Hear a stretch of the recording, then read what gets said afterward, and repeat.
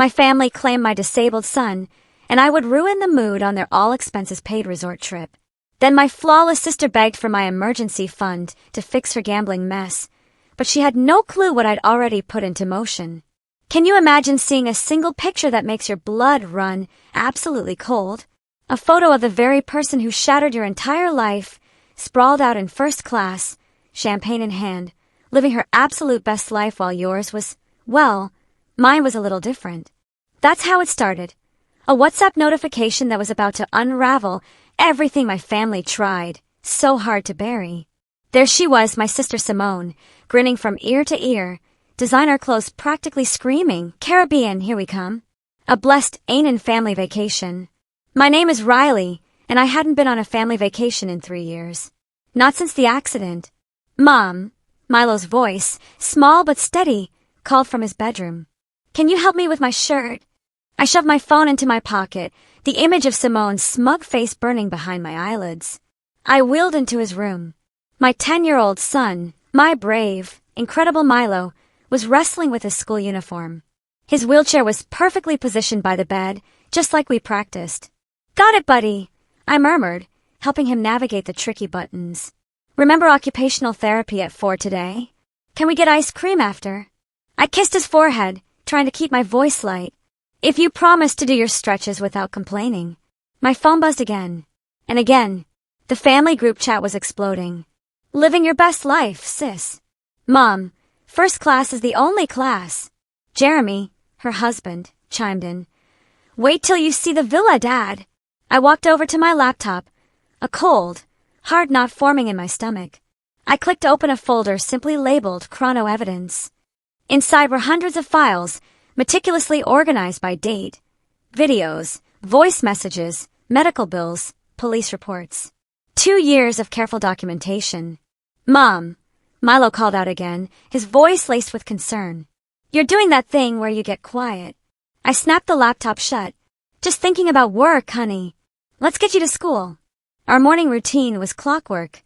Transfer to wheelchair, bathroom, breakfast, teeth, shoes. We'd mastered it like a somber dance, even if some days the music felt off-key, replaced by a grating silence. As I loaded Milo's wheelchair into our modified van, Mrs. Peterson from next door waved. "Riley, did you see the news about that drunk driver getting 20 years? Justice served, right?" My hands tightened on the wheelchair straps, my knuckles white. "Sometimes, Mrs. Peterson," I said, my voice barely a whisper. "Justice takes a lot longer than we'd like." At Milo's school, I watched him wheel himself toward his friends. He was laughing, telling some joke that had them all giggling. My brave boy. He never complained about the life that was stolen from him. Then my phone rang. Simone's face filled the screen. "My sister." "Riley," her voice cracked, raw with desperation. "I need you. I really messed up." "What's wrong?" I demanded, my own heart beginning to race. I can't tell Mom and Dad. They'll kill me. I need money. 10,000. Please. You're my only hope." I sat in the van, letting her sobs fill the silence. This was the same sister who had stumbled behind the wheel that night. The same one our parents had covered up for. The one who had never once visited Milo in the hospital. 10,000. I kept my voice flat, almost unnervingly neutral. "That's a lot of money, Simone." I know. But you got that inheritance from Aunt Martha, right?" "Please, Riley, I'm in trouble." "Real trouble." Through the windshield, I watched Milo expertly navigate the school's wheelchair ramp. The ramp our parents, in all their wealth, had refused to help pay for. "What kind of trouble?" I asked. I can't say over the phone.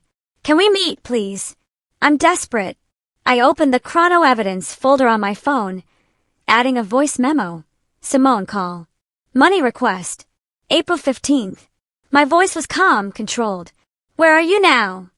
I asked. "Aren't you boarding your flight?" I had to stay behind. "Jeremy doesn't know." "Nobody knows. Riley, these people, they're dangerous.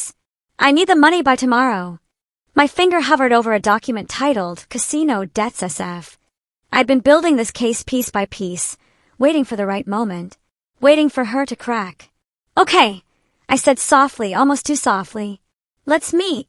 Tell me where. She named a coffee shop downtown, her voice thick with relief. Thank you, Riley. I knew I could count on you. You've always been the good one. I ended the call and opened my messages to Emerson, my friend and a private investigator. It's happening. She finally slipped. The response was immediate. The PI found something big. Come to the office ASAP. I started the van, glancing one last time at Milo through the school windows. He was showing his friends some new trick with his wheelchair, his smile bright enough to light up the whole room. My sister's Caribbean selfie still glowed on my phone screen. Such a perfect life. Such a perfect lie. I thought of the dash cam footage Emerson had mentioned last week, supposedly recovered from that night. The night Simone got behind the wheel, giggling, Jeremy egging her on. The night they left my son paralyzed and drove away. I typed one last message to my sister. Of course I'll help. That's what family is for. Then I drove to meet Emerson, ready to start dismantling the house of cards my family had built on my son's broken bones. Simone was already at the coffee shop when I arrived, her designer sunglasses hiding what I assumed were tears. She'd chosen a corner table, far from windows, a smart move for someone hiding from debt collectors. You look terrible, I said, sliding into the seat across from her. She pulled off her sunglasses, revealing mascara-stained cheeks. I haven't slept in 3 days. Tell me what's going on. I need you to promise you won't judge me. And you can't tell anyone, especially not Mom and Dad. Like how they didn't tell anyone about the accident. Her head snapped up. What's that supposed to mean? Nothing. Just tell me about the money. She leaned forward, her voice dropping to a whisper. I've been gambling online mostly. Started small, you know, but then I found this exclusive site. High-stakes stuff. I was winning at first, Riley. God, I was winning so much. Until you weren't. I borrowed money from people you don't want to borrow from. She grabbed my hand, her grip surprisingly strong. They're threatening to tell Jeremy. To tell everyone. They'll hurt me, Riley, please. I extracted my hand from hers. How much do you really owe? 10,000 would cover the immediate total, Simone. How much? She stared into her untouched coffee. 150,000. I let that number hang between us, heavy and sickening. It was the same amount our parents had offered me to sign that gag order after the accident. The money I'd refused. Does Jeremy know any of this? No. God, no. He thinks I'm at the resort with Mom and Dad. I told him I'd catch up tomorrow, that I had a charity event today. My phone buzzed. A text from Emerson. You need to see this footage. Now. I need time to think about this. I told Simone, standing up. The inheritance money isn't just sitting in my account. I don't have time. Her voice cracked again. They want the first payment by midnight. Please. Riley, I've never needed anyone like I need you right now.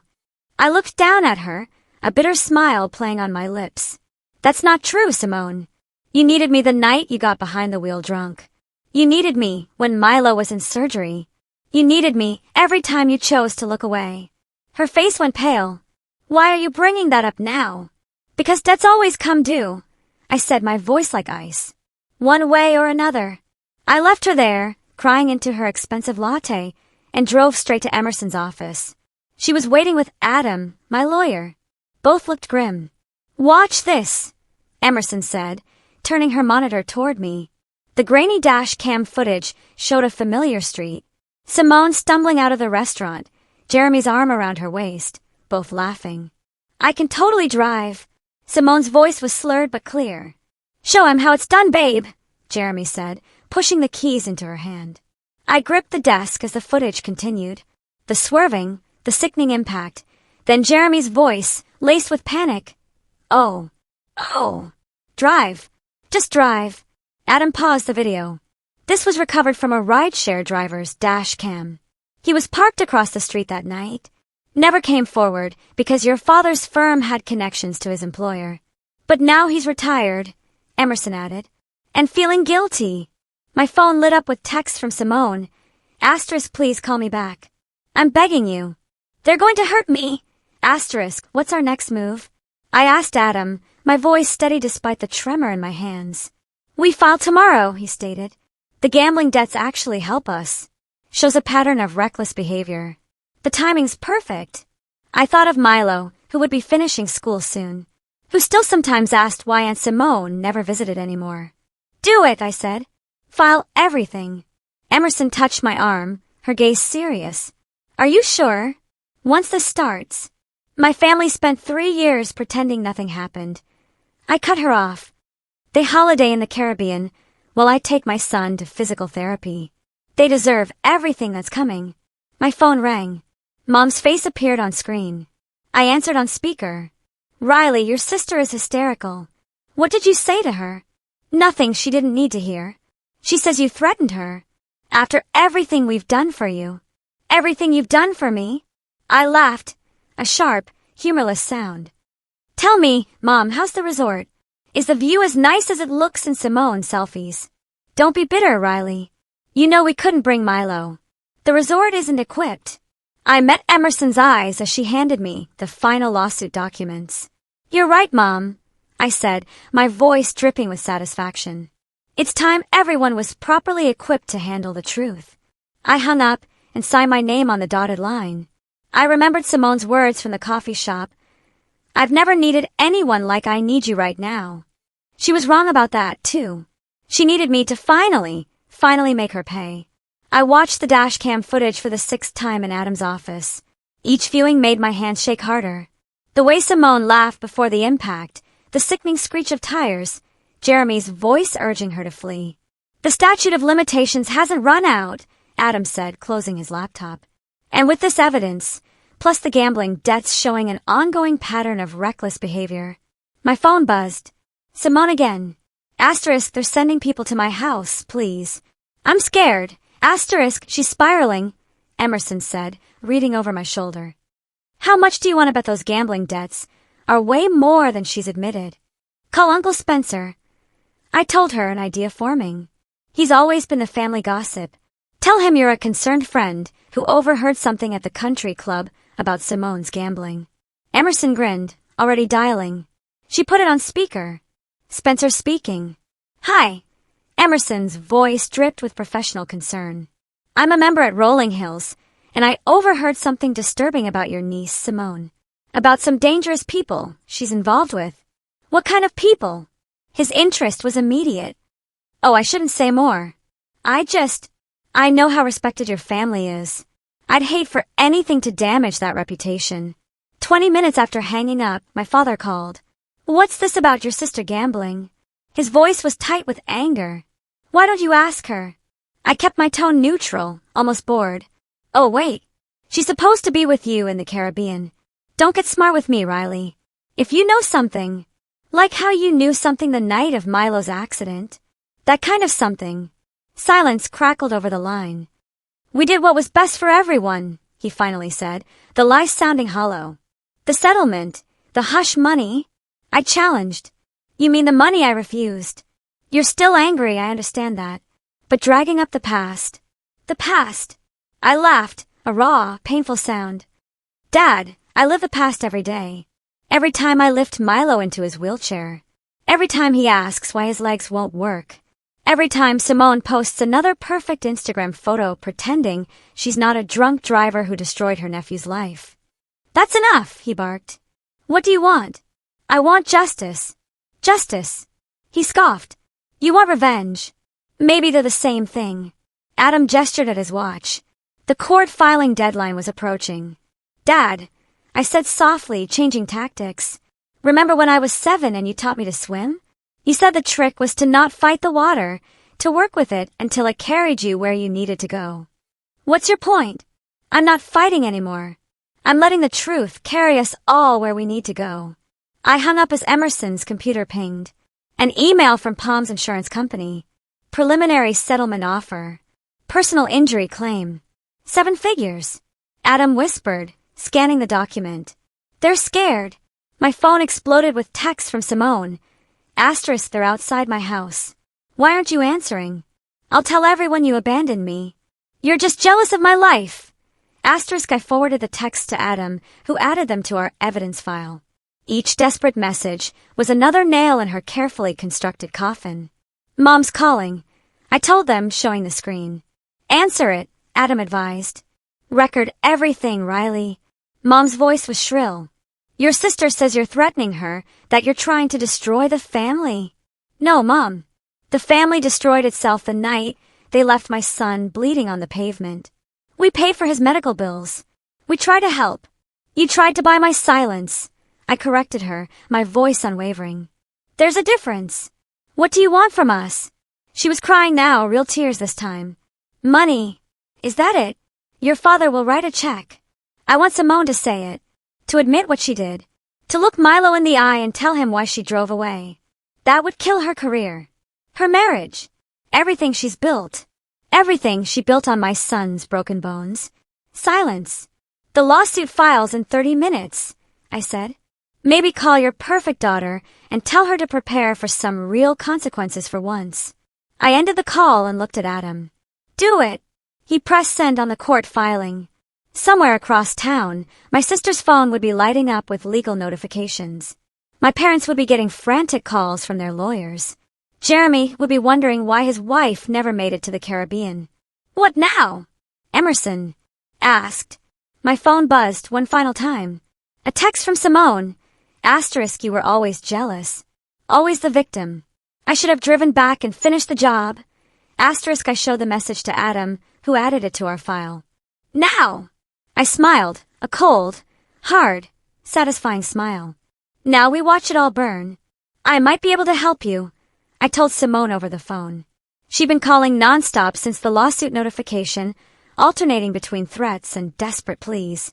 I put her on speaker while Emerson recorded. But I need to know exactly what kind of trouble you're in. Hope crept into her voice. After everything? Family is family, right? That's what Mom always says. God, Riley, thank you. I knew you'd understand. Tell me about the gambling. All of it. She hesitated. It's complicated. Try me. There's this site, playersparadise.com. Private tables, high stakes. I was winning at first, I swear. But then this guy, he said he could get me better odds if I played through his private server. And you believed him. He seemed legitimate. He had references, other players. She paused, her voice small. I lost. Big. Then he offered to let me play on credit. How much, Simone? 300,000. I let the number hang there, twice what she'd admitted at the coffee shop. These people, she continued, they know where I live. They know about Jeremy, about Mom and Dad. One of them said they'd break my legs if I didn't pay. Like Milo's legs. What? Why would you? Her voice hardened. Is that what this is about? You're still obsessed with the accident? The hit and run? Stop it, I commanded. I need help, and you're playing games? No games, I corrected her. Just truth. Finally, my other phone lit up. Jeremy calling. I switched lines. What the hell is going on? He demanded, his voice frantic. I'm getting calls about a lawsuit. Ask your wife about the gambling debts, I said, my voice calm. Ask her where she really is right now. What gambling? He stopped. Simone's not at the resort. Check your joint accounts, Jeremy. Check them now. I heard rapid typing, then a sharp intake of breath. Oh my God. Oh my God. While you're at it, I continued, my voice unwavering, ask her about the dash cam footage from the night of the accident. The one where you told her to drive away from my son. The line went dead. Emerson's computer pinged. An email from a local news station requesting comment on the lawsuit. It was starting. My phone buzzed again. Simone. Asterisk, Jeremy's threatening divorce. You ruined everything. Asterisk, I texted back. Asterisk, no, you did that yourself. One bad choice at a time. Asterisk, then came the voicemail. Simone sobbing. Asterisk, I'm going to kill myself. I'm in the bathroom with pills. This is your fault. All your fault. Asterisk, I forwarded it to Emerson, who made a quick call. 5 minutes later, she confirmed. Police did a welfare check. She's at Starbucks, very much alive, making a scene. Mom was next. Your sister is having a breakdown in public. Are you happy now? Was I happy when Milo had his breakdown? When he realized he'd never walk again? That's different. You're right. I countered, my voice flat. That was real. The calls kept coming. Uncle Spencer. Do you know what this will do to the family name? Aunt Patricia. Your poor sister. How could you? I blocked them all, one by one, like cutting dead branches from a dying tree. Adam called with updates. The lawsuit was gaining traction. Local news had picked up the story.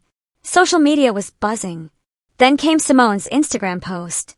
A perfectly staged photo of pills scattered across a marble counter. Caption: Asterisk goodbye, cruel world. I'm sorry I wasn't perfect enough for some people. Asterisk comments flooded in. Asterisk stay strong. We love you. Your sister is so toxic. Asterisk I screenshot everything for the file. Emerson texted. Check Twitter. Simone Fernandez was trending. Her followers were split, half supporting her victim narrative, half digging up old posts about her luxury lifestyle. Someone had found a video from 3 months ago. Simone, drunk at a charity gala, joking about that time I totally crashed my car but daddy fixed it. The dominoes were falling. My phone lit up with an unknown number. Is this Riley? A man's voice, professional. I'm from TMZ. We'd like to talk about your sister's hit-and-run incident. No comment, I said, then paused. But you might want to look into playersparadise.com. Ask about their high roller tables. More calls, more messages, more chaos. Finally, a text from Jeremy. Asterisk I checked the accounts. She emptied everything. Even Milo's trust fund. Asterisk I smiled. We'd moved that money months ago, waiting for exactly this. Emerson brought me coffee as we watched Simone's carefully curated world implode in real time. You okay? She asked. I showed her my phone, a photo Milo had just sent from his school science fair. He was beaming, proudly displaying his first-place ribbon. I'm perfect, I said. For the first time in years, everything's exactly how it should be. My phone buzzed one last time. A text from Simone. Please, I'll do anything, I replied. Asterisk I know. That's the problem. Asterisk the family estate looked exactly as I remembered. Pristine lawns, marble columns, suffocating perfection. Mom's text had been clear. Family intervention. 7 p.m. Be there. I wheeled Milo up the newly installed ramp. Funny how they'd managed that just hours after the lawsuit made headlines. You sure about this, buddy? I asked him, a tremor of apprehension in my own voice. He squeezed my hand. I'm not scared of them anymore, Mom. Inside, they were all arranged in the formal living room like actors in a bad play. Mom perched on her favorite armchair. Dad stood behind her, a grim shadow. Jeremy slouched in a corner, avoiding everyone's eyes. And Simone, mascara-stained and trembling, sat in the center of the sofa. Riley, Mom stood, her voice brittle. And Milo. We didn't expect my son at a family meeting. Simone wouldn't look at Milo. She never did. Please sit. Dad gestured, his voice strained. We need to discuss this situation like adults. I positioned Milo's wheelchair next to me, on the Persian rug that probably cost more than his last surgery. Simone, Mom began, we're here because we love you. Your gambling addiction. Oh, now it's an addiction, I interrupted, my voice cutting through the stale air. Not just her being spirited, or living life to the fullest, like when she drove drunk. That's not what this is about. Mom snapped, her face flushing. It's exactly what this is about. I pulled out a manila envelope. Everything's connected. Simone finally spoke, her voice cracking. What's in there? The truth, I said simply. Every receipt, every text, every security camera footage from that night. The dashcam video of you laughing while you drove away from my son. You're lying, she whispered, her eyes wide with terror. I slid out a photo. Her car, front end damaged, hidden in Uncle Spencer's garage the day after the accident. Spencer promised he destroyed those, Dad said quietly, his face ashen. Spencer got sloppy after his third divorce. I told him, a cold satisfaction spreading through me. Amazing what his ex-wife kept in her files. Jeremy pushed off from the wall, looking like he might bolt. I should go. Sit down, I ordered, my voice sharp. You're in these photos, too. Remember holding Simone's hair back while she vomited in the garage? Right after you told her to flee the scene. He sank back down, defeated. What do you want? Mom's voice shook. Money. We can pay. I want her to look at him. I pointed at Milo, who sat perfectly still beside me, his gaze fixed on his aunt. I want her to finally look at what she did. Simone's eyes darted to Milo, then quickly away, her breath catching in her throat. Look at him, I insisted, my voice rising. I can't, she screamed, covering her face. Why not? Because I was supposed to be perfect. The perfect daughter, the perfect wife, the perfect social media influencer. And I ruined it. Is that what you want to hear? She hurled her wine glass against the wall, shattering it. And then Milo spoke, his voice clear and strong. I forgive you, Aunt Simone. The room froze. What? She whispered, dropping her hands. I forgive you, Milo repeated, his small voice echoing in the sudden silence. Not because you deserve it, but because hating you is exhausting. Simone crumpled, sliding to the floor in a heap. I'm sorry, God. I'm so sorry. Sorry doesn't fix his legs, I said, pulling out more documents. But this might help others. Dad recognized the paperwork first. You're not just suing us. You're going after the country club that served her alcohol. The valet who gave her keys back. Our lawyer who covered it up. Everyone who helped hide the truth. I finished, my gaze sweeping across the stunned faces. Every single one. Mom lunged forward, hand raised to slap me. I caught her wrist, my grip firm. Try it, I said softly, my eyes locking with hers. Give me one more thing to add to the lawsuit. Jeremy's phone buzzed. He checked it, his face paling even further. TMZ just ran the story with the dash cam footage. Simone screamed, scrambling for her phone.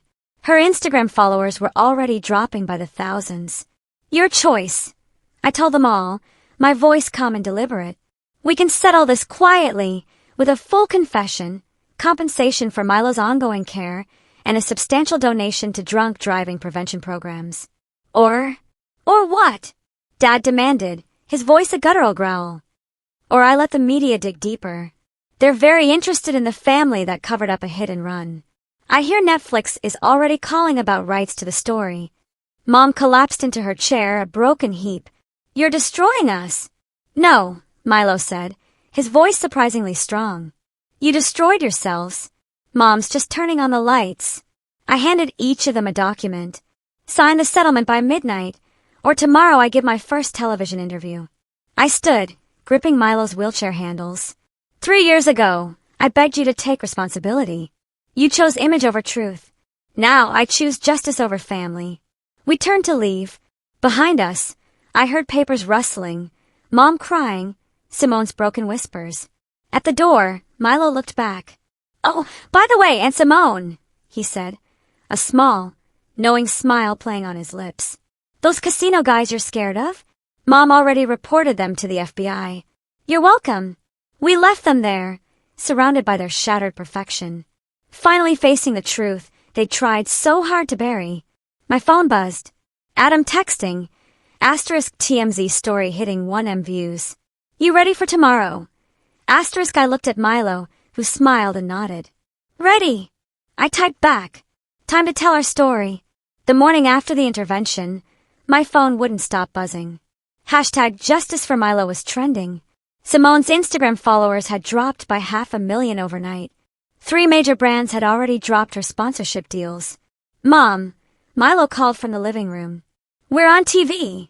The local news was running the dash cam footage on a loop. Simone stumbling to the car, Jeremy laughing, the sickening impact, the escape. My phone rang. Jeremy. Make it stop, he pleaded. My company's board is meeting this afternoon. They're talking about moral character clauses in my contract. Karma's interesting, isn't it? I'll testify, he said quickly. Against Simone. About everything. The drinking, the cover-up, your father's bribes to the police. Send it in writing to Adam. Every detail. He hung up as another call came in. Simone's agent. Listen, she started. This could work for everyone. Simone does a tearful interview, admits her mistakes, starts a foundation for drunk driving victims. People love redemption stories. My son's paralysis isn't your client's redemption arc. I cut her off. Think about it, Oprah. I hung up. Emerson arrived with coffee and more news. Your parents' country club suspended their membership. Your dad's law firm partners are calling an emergency meeting. And Simone's being dropped from the hospital charity board. My phone buzzed with a text from Mom. Asterisk your father's having chest pains. Are you happy now? Asterisk I showed Emerson, who snorted. Classic manipulation. Wanna bet he's perfectly fine. Mom! Milo wheeled over. Someone's at the door. Through the window, I saw Simone standing on our porch. No makeup, wearing sweatpants. I'd never seen her like this. Stay here, I told Milo and opened the door. They're going to arrest me, she blurted out, her voice raw. The police reopened the case. Jeremy's talking to them. Good. Please. She grabbed my arm, her grip desperate. I'll lose everything. Like Milo lost his ability to walk. I'll do anything. I'll confess.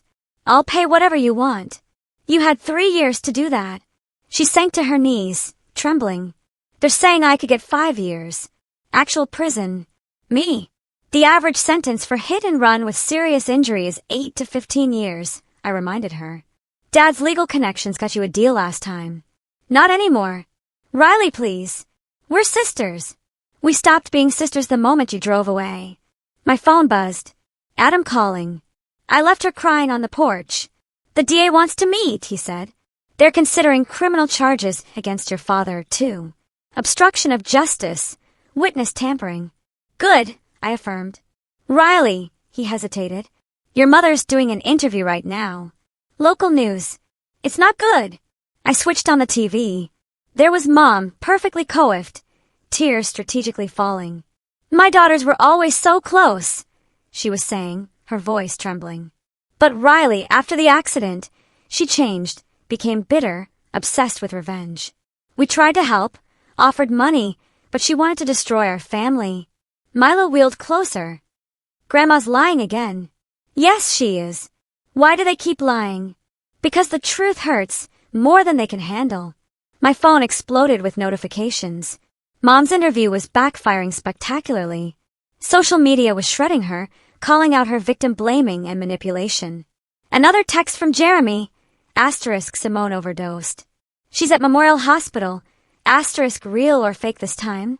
Emerson asked, reading over my shoulder. I call the hospital. Hi, my sister Simone was supposedly brought in for an overdose. Oh, Mrs. Fernandez. The nurse's voice was cheerful. She's in the cafeteria getting coffee. Would you like me to transfer you? I hung up. The doorbell rang again. This time it was Dad, looking aged and desperate. The firm voted, he said quietly, his shoulders slumped. They're asking me to retire. 30 years of partnership. Actions have consequences. I was protecting our family. No. I showed him my phone, a photo of Milo in his hospital bed after the accident. You were protecting your reputation. There's a difference. He stared at the photo, finally seeing what he tried so hard to ignore. What do you want? He asked, utterly defeated. I want you all to face what you did. Really face it. No more cover-ups, no more lies, no more perfect family facade. And then justice takes its course for all of you. He nodded slowly, turned to leave, then stopped. For what it's worth, I'm sorry. Not for protecting Simone, but for failing you. For failing Milo. I know, I said, my voice heavy.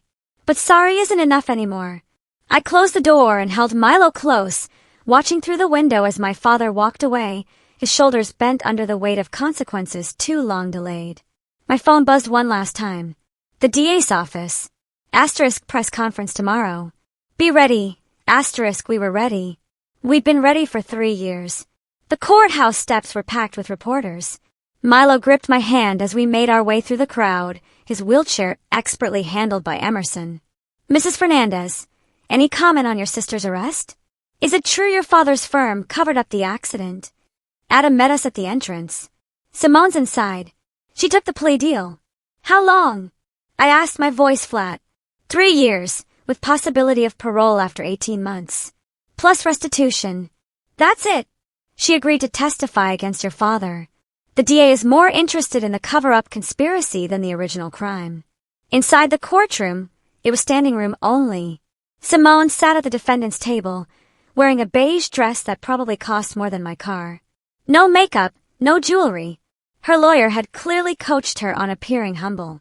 Mom and Dad sat in the front row, both looking shell-shocked. Jeremy was nowhere to be seen. All rise! The judge entered, and the proceedings began. I squeezed Milo's shoulder as Simone approached the podium. Would you please state your name for the record? Simone Marie Fernandez. And you understand the terms of your plea agreement?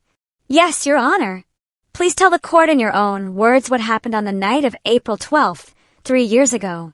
Simone gripped the podium, her knuckles white. I was drinking at L'Amour restaurant, celebrating a new sponsorship deal. I had too much champagne. Jeremy and I were arguing about who should drive, and then I got behind the wheel. Jeremy was encouraging me, saying I was fine. We were both so stupid. She wiped her eyes, her voice breaking. I didn't see the kid on his bike until it was too late. The kid has a name, I said loudly, unable to stop myself. The judge looked at me. Ma'am, please. His name is Milo, Simone continued, her voice shaking. My nephew. I hit him and I drove away. Jeremy told me to keep driving. Said Dad would fix everything. And he did. They all did. They helped me hide what I'd done. The courtroom buzzed with whispers. And the subsequent cover-up. Dad paid off the investigating officer. Mom convinced Riley to keep quiet, offered her money. Uncle Spencer hid my car. Everyone knew, but no one said anything. Why come forward now, Miss Fernandez? The judge asked. Simone looked at me for the first time, her eyes swollen and red. Because my sister was braver than all of us. She refused to let us bury the truth. The judge reviewed the plea agreement. Miss Fernandez, this court sentences you to 3 years in state prison with eligibility for parole after 18 months. You will pay restitution of $2 million to the victim's family. Do you? Yes, Your Honor. Additionally, you will provide full testimony against all parties involved in the cover-up conspiracy. Failure to cooperate will void your plea agreement. 2 officers approached with handcuffs. Wait! Simone turned to us, her face a mask of regret. Milo, I'm so sorry. Riley, take her into custody, the judge ordered. As they led Simone away, Mom stood up, screaming. This isn't justice. This is revenge. Mrs. Marshall, the judge warned. Control yourself, or be held in contempt. Dad pulled her back down, his face ashen. His own arraignment was scheduled for next week. Outside, the media frenzy had doubled. Cameras flashed as Simone was led to a waiting police car. Riley! A reporter thrust a microphone at me. How do you feel about the sentence? I looked at Milo, who nodded, his grip firm on my hand. My son will never walk again. 3 years seems light. But this was never about punishment. It was about truth. No more lies. No more cover-ups. And your parents, will you support their prosecution? Actions have consequences. I stated, my voice strong. Even for the rich and powerful. Emerson helped us navigate through the crowd to our van. As we pulled away, I saw Mom crying on the courthouse steps, Dad trying to shield her from the cameras. Mom! Milo asked quietly. Are you okay? I touched his cheek. I'm perfect, buddy. How about ice cream? Can we get some for Aunt Simone? For when she's allowed visitors? My throat tightened. Yeah, we can do that. My phone buzzed. A text from Jeremy. Turning myself in tomorrow. Milo deserves the whole truth. I'm sorry it took so long. Then from Dad. The firm's internal investigation found evidence of other cover-ups. I'm cooperating fully. You were right. It's time for truth. Emerson showed me her phone. Simone's perky social media empire had been replaced with a single post. 3 years ago, I made the worst mistake of my life. Then I made it worse by hiding it. To my nephew Milo, I'm finally facing what I did. I hope someday you can forgive me. To my sister Riley, thank you for being strong enough to break our family cycle of lies. At the ice cream shop, Milo got chocolate with extra sprinkles. As he ate, a young mother approached our table. Are you Riley? I saw you on the news. My brother was hit by a drunk driver last year. Thank you for fighting. Thank you for showing us that the truth matters. I watched her walk away, then looked at my son, my brave, beautiful boy, who had taught me that justice doesn't always roar. Sometimes it just quietly insists on being heard. The moving truck pulled away from our new house, leaving Milo and me standing in the driveway. A single-story, wheelchair-accessible home with a garden out back. Everything we needed, nothing we didn't. Ready to see your room? I asked. Race you there. He wheeled ahead, expertly navigating the wide hallways we'd specifically designed. My phone buzzed. Emerson sending a news update. Dad's sentencing was complete. 18 months for conspiracy and obstruction. Mom got probation and community service. The family's reputation was in tatters, but at least the truth was finally out. Mom, Milo called from his room. There's a letter. On his new desk sat a cream-colored envelope. Prison stationery. Want me to read it? I asked. He nodded. Dear Milo, I began. The prison library has a program where we read to kids at the children's hospital. Kids like you were after the accident. Every time I read to them, I think about what I took from you. What my cowardice cost our family. The doorbell rang. Emerson stood there with a box of pizza and a folder. The foundation paperwork is ready, she said, following us to the kitchen. Just need your signature to make it official. I signed where she pointed. The Milo Marshall Foundation for Accident Victims was now real. Did you tell him about the first recipient? She asked. Milo looked up from his pizza. Tell me what? I pulled out my phone, showing him the application. Remember Tommy from your physical therapy group? His family is struggling with medical bills. We're going to help them. His eyes lit up. Really? Can I tell him? It's your foundation, buddy, I said, my heart swelling. You can do whatever you want. My phone buzzed again. A text from Jeremy. Asterisk, the divorce is final. Signed over my half of everything to Milo's foundation. It's not enough, but it's a start. Asterisk, another message popped up. Mom. Asterisk, the country club board meeting when as expected. They're renaming the annual charity gala. It's now the Milo Marshall Benefit for Accident Survivors. Asterisk, I showed Emerson, who snorted. Amazing how generous people get when their reputations are at stake. As long as the money helps someone, I don't care why they give it. Milo wheeled to the window overlooking his garden. Can we plant those special flowers? The ones that bloom at night? Moonflowers? Sure. Aunt Simone used to have those, he said quietly. Remember, in her fancy garden? I knelt beside his wheelchair. Do you want to visit her? He nodded. She writes me every week. Her letters aren't fake anymore. They're real. Like this house, I said. No more pretending. No more perfect facades. The doorbell rang again. This time it was Adam, carrying files. Final paperwork from the civil suit, he said. The insurance company paid out everything. Your parents' firm is settling. Even the restaurant where Simone was drinking that night. Good, I said. It all goes to the foundation. Mom! Milo called from his room. Can you help me hang this? He held up a framed photo. Our old family portrait from before the accident. Everyone smiling. Perfect. Fake. Are you sure that's the one you want? He shook his head and pulled out another photo. Him, and me at his science fair. Both grinning real grins, his wheelchair visible and unashamed. This is better, he said. This is true. My phone lit up with a final text from Simone.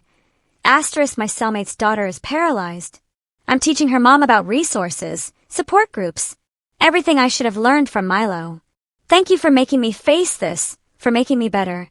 Asterisk, I deleted the message without responding. Some bridges take longer to rebuild. Hey, Mom, Milo called. Can we order one of those special gaming chairs?